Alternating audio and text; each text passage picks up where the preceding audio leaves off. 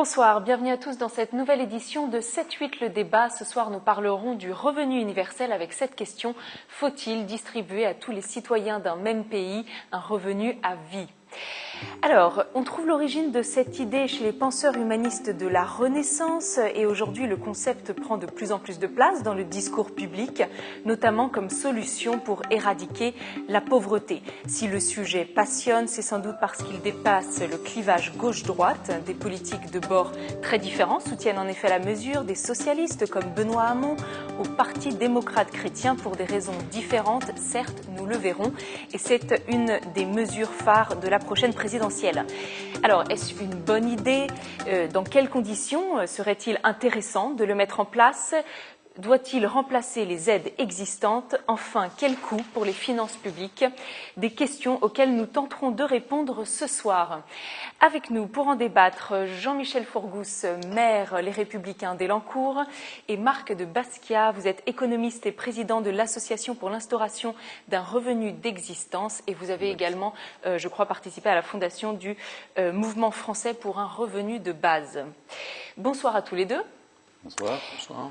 L'idée d'un revenu universel ne date pas d'hier, Marc de Basquiat. On en trouve déjà mention dans l'ouvrage L'Utopie de Thomas More, ensuite dans La justice agraire de l'anglais Thomas Paine et plus récemment l'économiste Milton Friedman en avait parlé.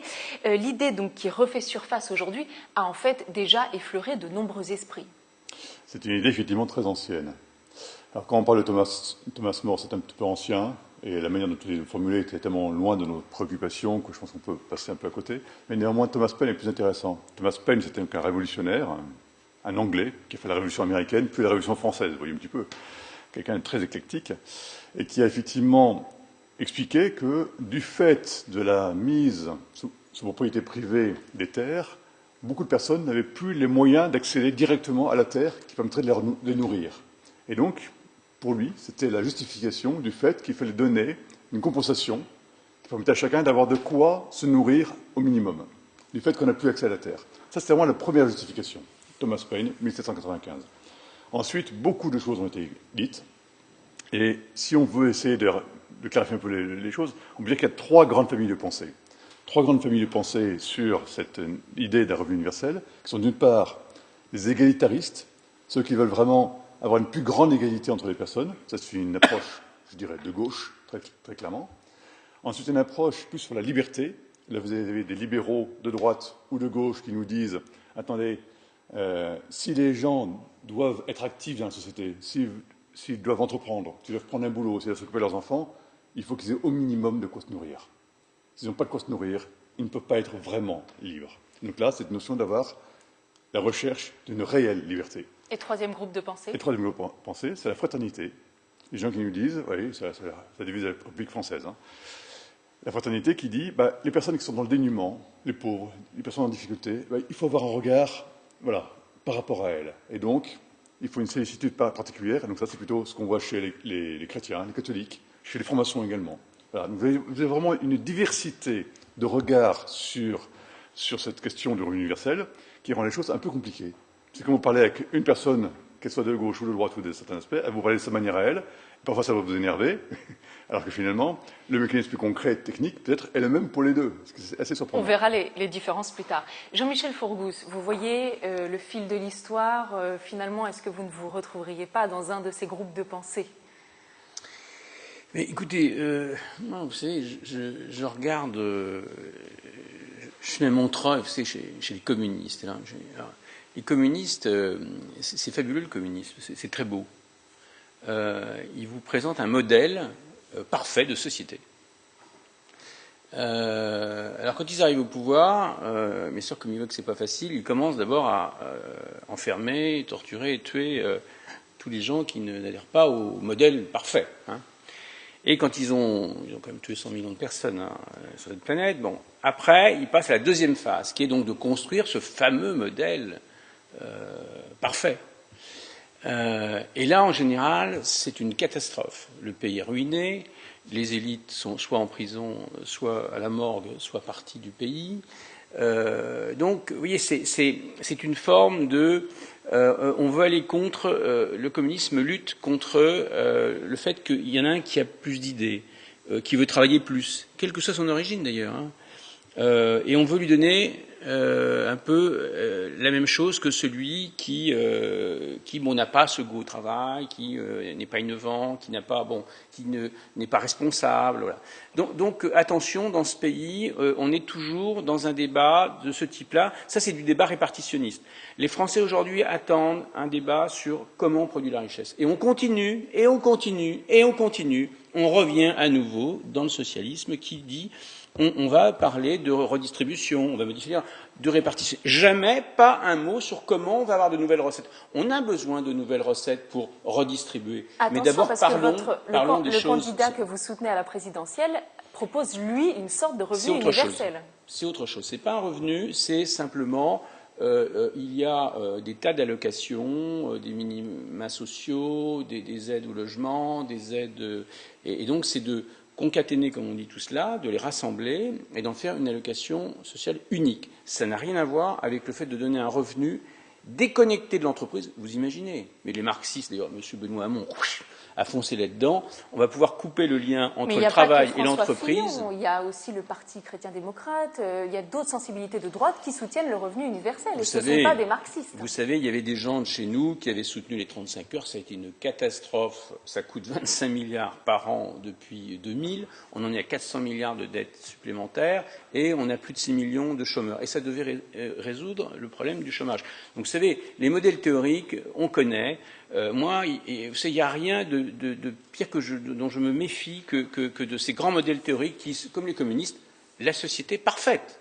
Alors, Marc de Basquiat, pardonnez-moi, oui. Le revenu universel, une idée marxiste? Pas vraiment. Alors, si, c'est pas marxiste. C'est-à-dire que comme vous donnez ces trois familles de pensée, donc les égalitaristes qui sont en général marxistes, effectivement, les libéraux qui peuvent être marxistes ou pas, qui peuvent être des libéraux de droite, des libéraux de gauche, absolument de tout. Et vous avez ensuite la fraternité. Et là, ce n'est pas une question de marxisme. Hein. Donc, si vous voulez, c'est ça qui rend la chose très compliquée, parce que c'est un sujet qui est très facile à caricaturer. Elle a fait une très belle caricature. C'est facile de caricaturer. De dire que ça, c'est communiste, c'est extrêmement simple, effectivement. On va mettre en commun des ressources pour que tout le monde ait de quoi être debout. C'est beau. C'est beau. Donc, c'est forcément communiste, donc c'est forcément Staline, donc c'est forcément le goulag. Ça s'appelle une caricature, c'est un peu ridicule, mais je pense qu'il faut arriver à dépasser ce débat. Si on reste là-dedans, effectivement, c'est un peu triste, un peu pauvre. Vous voyez bien. Donc, le débat, c'est pas ça. Le débat, c'est de dire que pour que les personnes soient en état de fonctionner, qu'une personne physique, un être vivant, soit en état de fonctionner, il faut qu'elle soit nourrie. Il faut qu'elle soit habillée. Il faut qu'elle ait un toit pour vivre. Tout le monde est d'accord là-dessus. Hein. Il faut qu'elle ait de quoi se soigner. Dans notre civilisation, il faut aussi qu'elle ait de quoi être éduquée également. Ça, ce sont les fonctions de base d'un État digne de ce nom. Et l'idée, c'est de fournir les moyens à tout citoyen de pouvoir subvenir à ses besoins vitaux. Et les fournir de manière efficace. Ça fait des décennies qu'on bricole, on ajoute du RSA par-ci, de l'AH par-là, du ci, du ça en permanence. Ce n'est pas efficace. Il faut repenser les choses. Justement, une première idée chez les défenseurs de ce revenu universel, et notamment à droite, ça permettrait de rationaliser les aides sociales. Aujourd'hui, il y a à peu près une dizaine de minima sociaux, vous l'avez dit, le RSA, l'allocation de solidarité spécifique, etc. Donc ça, c'est quand même une première idée forte qu'on retrouve à gauche et à droite.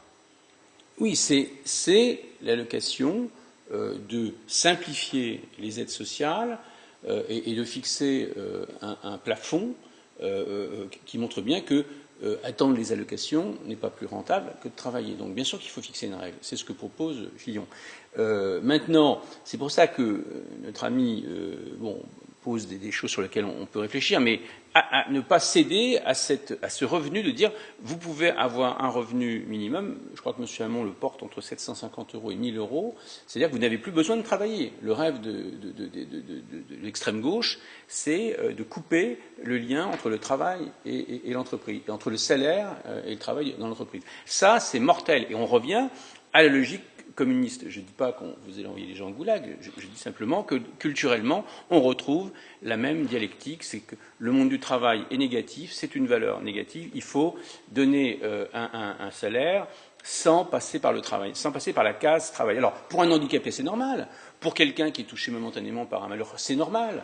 Voyez, mais de présenter ça pour tous les Français, et en plus, on sera le seul pays au monde, parce que je regarde que en Alaska, ça avait été testé en 82. On va en parler juste après. Il faut voir ce qui s'est fait déjà. Marc de Basquiat, avec 700 €, on ne peut pas véritablement vivre. Hein, donc c'est quand même pensé par certains comme un revenu complémentaire plutôt qu'un revenu d'existence. Alors, sur le montant, il faut être extrêmement précis.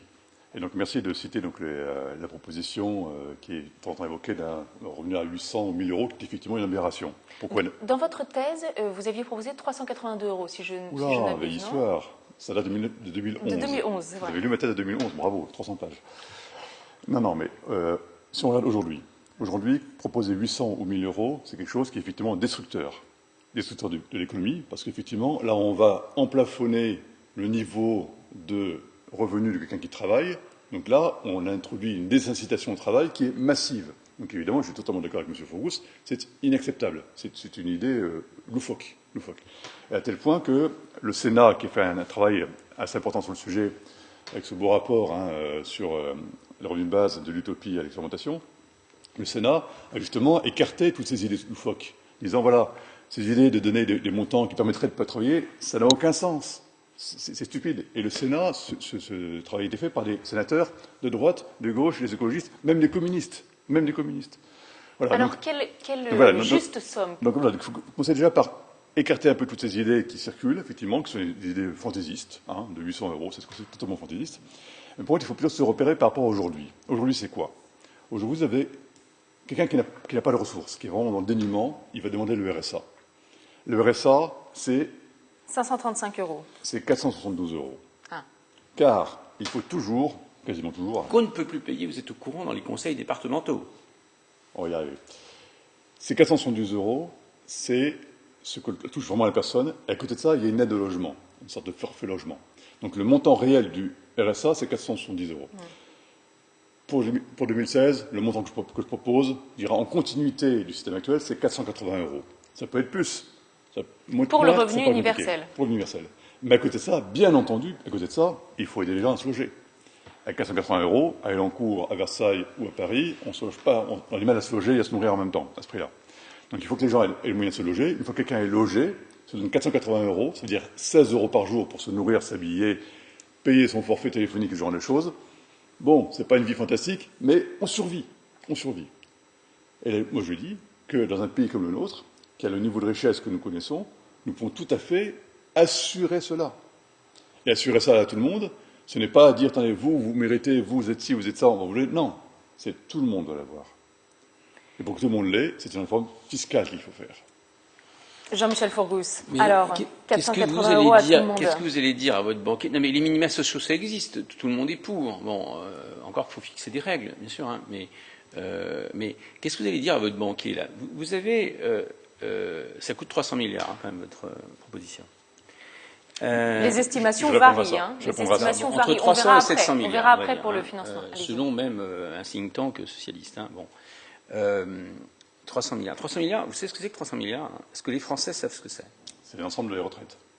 C'est, d'une part, l'ensemble des retraites, mais c'est aussi l'ensemble des recettes fiscales de l'État français. C'est-à-dire l'ensemble des impôts. C'est-à-dire le budget de l'État, c'est 400 milliards environ. Alors, c'est environ 380, mais après, quand vous remboursez ce que doit rembourser l'État, il ne vous reste plus que moins de 300 milliards. Donc, en net, les recettes, c'est environ entre 280 et 300 milliards. Vous parlez de l'État, vous ne parlez pas des collectivités locales, vous ne parlez pas des hôpitaux, vous ne parlez pas de tout ça, vous parlez que de l'État. Non. Or, en fiscal. Bon. Donc là, si demain, il fallait lancer une nouvelle allocation, un nouveau revenu pour les Français, il faudrait trouver 300 milliards. Donc ça veut dire que ça correspond à doubler les impôts, doubler la TVA, doubler votre impôt sur le revenu, pas de problème, ça ne vous pose pas de problème, doubler l'impôt sur la société, vous allez avoir des départs d'entreprise, et puis même doubler la taxe sur l'essence, qui est quand même presque 70% sur le plein de super. Bon. Donc, est-ce que vous vous rendez compte, et on est toujours dans le débat répartitionné. À aucun moment, notre ami ingénieur, ou nos amis socialistes, communistes, aucun vient sur le débat. Le vrai seul débat, c'est comment on augmente la richesse de ce pays. Et souvenez-vous, d'ailleurs, vous me rappelez la tendance Marcuse de la croissance zéro. Vous vous souvenez pas de cette fumisterie de première? Il y avait un type qui était plus ou moins philosophe, Marcuse, qui proposait, il n'y avait plus qu'à faire non pas de croissance, tout allait s'arranger. Là, vous avez 2300 milliards de dettes. Ça veut dire que vous devez faire une croissance forte, pas une croissance de 0,5 comme vous traînez, on se traîne depuis 4 ans, contrairement aux engagements de M. Hollande, c'était 2%. Lui. Là, 0,5 en moyenne depuis 4 ans. Il vous faut 3-4% pour payer vos dettes, pour payer les retraites, les 300 milliards dont vous avez parlé. Mais est-ce que la répartition globale, est-ce que vous vous rendez compte que demain, on va mettre les gens, déjà avec les 35 heures, seul pays au monde qui a pris les 35 heures, on va rajouter maintenant de donner un revenu pour ne pas travailler, parce que quelque part, et c'est ce que dit M. Hamon, alors peut-être que vous êtes un peu, je vous sépare de M. Hamon, je suis gentil bien sûr, M. Hamon c'est bon, extrême gauche, bon, lui c'est, il va à fond, d'ailleurs les 32 heures, Merci, et puis le revenu minimum universel, vous ne travaillez plus en entreprise, vous avez un revenu Marc de minimum. Basquiat. La réponse sur le financement. Il y a des idées, d'ailleurs, chez Benoît Hamon, etc., qui ne sont pas celles que vient d'évoquer M. Hamon. Bien sûr. Voilà, donc, sur le financement, déjà, ce que vous avez dit, il faut déjà commencer par corriger ce que vous avez dit. Il n'est absolument pas question de rajouter 300 milliards d'impôts complémentaires. Ça n'a aucun sens, cette histoire-là. Vous êtes en pleine science-fiction, là. La mesure coûte 300 milliards. Non, mais justement. Vous les trouvez où? Les 300 milliards, je les trouve dans les personnes qui vont recevoir, figurez-vous. Détaillez-nous. Alors, je vous explique. Aujourd'hui, l'impôt sur le revenu actuel, que nous payons tous, 72 milliards de collecte, 72 milliards, c'est le premier outil de redistribution en France. C'est-à-dire que dans la population française, une petite moitié va payer de l'impôt, plus ou moins, parfois beaucoup, parfois peu, et une bonne partie de la population ne paye pas du tout l'impôt sur le revenu. Quand nous mettons en place un revenu universel de 480 € par mois pour tout le monde, on met également en place un nouvel impôt qui va remplacer ce fameux impôt sur le revenu qui pose plein de problèmes. Et qui sera progressif. Qui, lui, va prendre dès le premier euro une contribution de chacun. Donc chacun, dès qu'il a un revenu, va cotiser dans cet impôt-là. La collecte de cet impôt-là. Le pauvre, il va payer 30% d'impôt. Absolument, il va payer 30, non pas 30%, 23%. Vous avez lu, c'est bien. Qui ne paye pas d'impôt. Donc il y a un Français sur deux qui ne paye pas d'impôt, qui va payer 23% d'impôt. Il va payer 23%, moins les 480 en question. C'est-à-dire que quelqu'un qui a un revenu, qui aura un revenu de 0, va recevoir 480, il ne paiera rien, il paiera 23% de 0. Par contre, quelqu'un qui a un revenu de 1 000 € va payer 23% de ces 1 000, donc il va payer 230 €, moins les 480, donc au final, il va recevoir 250. C'est extrêmement simple. Et ceci est équilibré par nature. Extrêmement simple. C'est extrêmement simple. C'est-à-dire que tout le monde acquitte 23% sur tous ses revenus, et chacun va recevoir cette forme de crédit d'impôt ou de revenu universel, on peut faire ça comme on veut, qui fait que soit on a des hauts revenus, et au final on va quand même payer plus qu'on reçoit, si on a des revenus plus bas, on va recevoir plus que ce que l'on paye. Et ceci est équilibré. Et en solde, on n'est pas sur 300 milliards, on est sur 96 milliards dans les dernières estimations. Ça, c'est donc une mesure de financement. C'est la mesure qui est la plus robuste, qui fait l'étude de la... Vous prenez l'impôt sur le revenu qui était déjà affecté à autre chose, vous êtes au courant, hein? Mais l'impôt sur le revenu, il est affecté à quoi? Il est affecté à des tas à financer des tas de choses. Non, le budget de l'éducation nationale, 65 milliards. Comment vous allez le payer, le budget de l'éducation nationale? Si vous enlevez...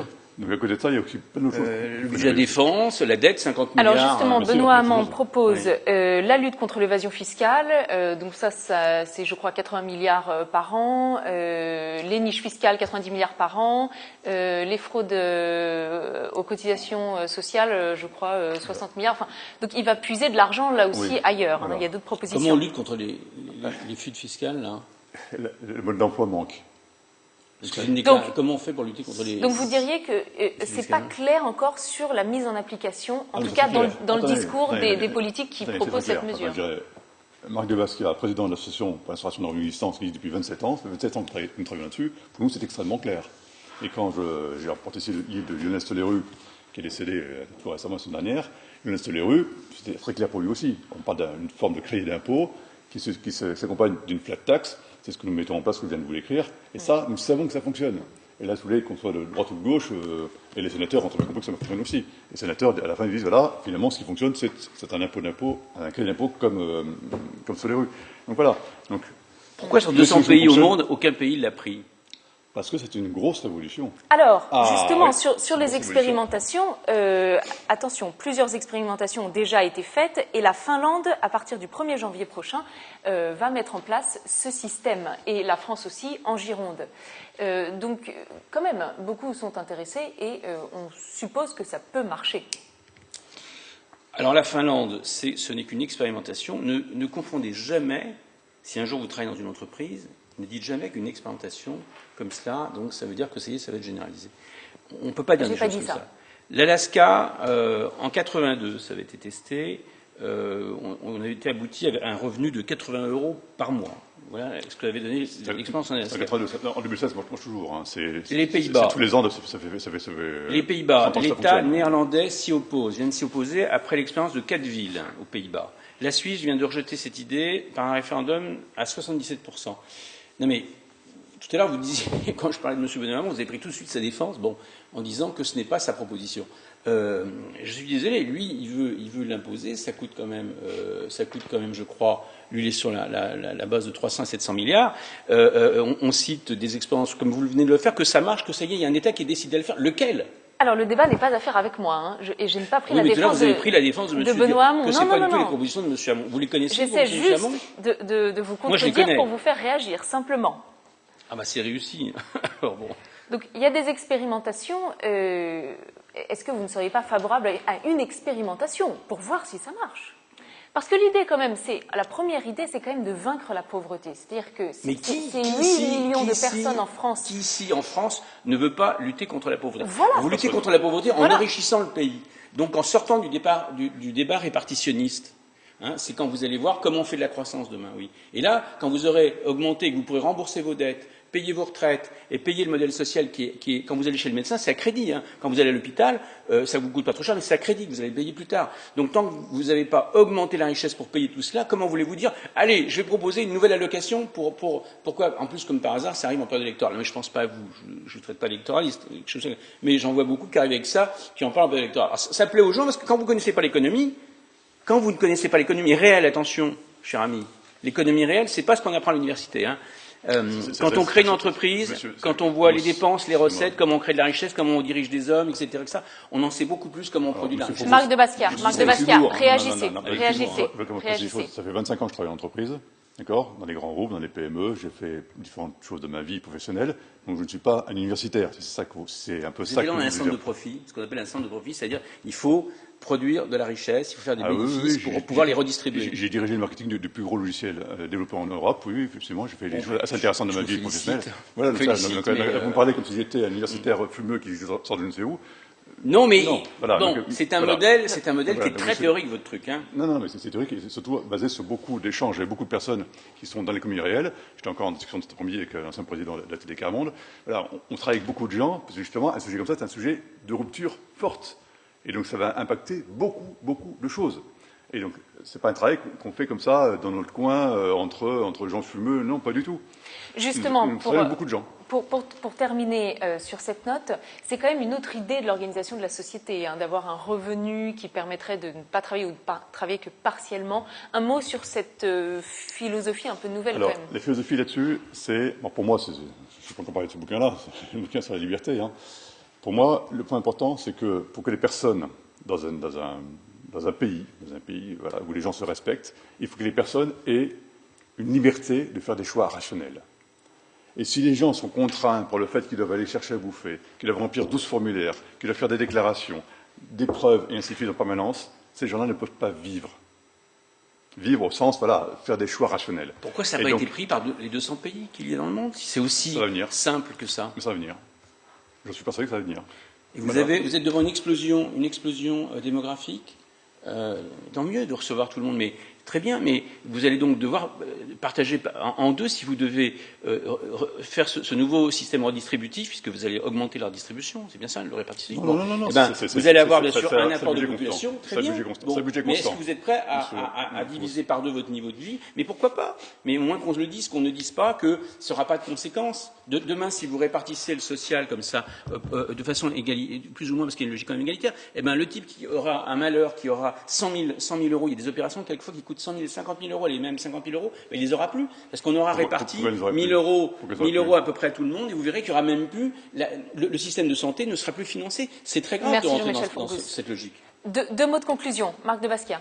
Voilà, donc ce soir, nous avons un débat très rapide, effectivement, qui montre que sur un sujet de cette nature, qui est un sujet extrêmement compliqué, il est très facile de tomber dans la caricature. Et il me paraît important que dans un pays comme la France, on arrive à passer un peu autre chose et de regarder les choses de manière peut-être plus technique, plus précise, en écoutant vraiment ce que les uns et les autres ont à dire sur ce sujet-là. À chaque fois, repartir dans la caricature, ça ne fera pas beaucoup avancer. D'accord, merci. Jean-Michel Fourgousse, votre conclusion. 2 mots. Écoutez, les 35 heures, ça devait rapporter plein de choses. Je crois que monsieur, notre grand leader, un de nos grands leaders, Mélenchon, qui dit moi je vais créer 3,5 millions d'emplois, on est sur la même ligne. Moi j'attends, et demain c'est sérieux de diriger un pays. La France est en dépôt de bilan, vous le savez, c'est très grave. Aujourd'hui, il faut augmenter la richesse et le répartitionnisme, on verra quand on aura augmenté le PIB de 2 à 3% pour sauver le système social français pour tous les gens modestes, moyens et autres, pour tous les Français. Merci Jean-Michel Fourgousse. C'est la fin de cette émission. Merci de nous avoir suivis. On se retrouve la semaine prochaine pour une nouvelle édition de 7-8 le débat.